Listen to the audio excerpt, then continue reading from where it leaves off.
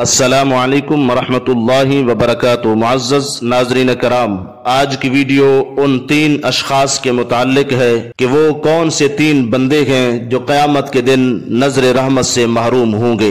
حدیث پاک میں آتا ہے، حضرت عبداللہ ابن عمر رضی اللہ تعالی عنہما سے روایت ہے، فرماتے ہیں کہ رسول اللہ صلی اللہ تعالی علیہ وسلم نے ارشاد فرمایا، ثلاثۃ لا ينظر اللہ الیہم یوم القیامہ، عاق والدیہ ومدمن الخمر ومنان بما اعطا، کہ قیامت کے دن اللہ رب العزت تین افراد کی طرف نظر رحمت نہیں فرمائے گا۔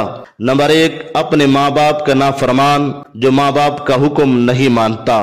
دوسرے نمبر پر وہ بندہ جو شراب نوشی کا عادی ہو، اور تیسرے نمبر پر فرمایا کہ وہ بندہ جو کسی کو کچھ دے کر پھر احسان جتانے والا ہوتا ہے۔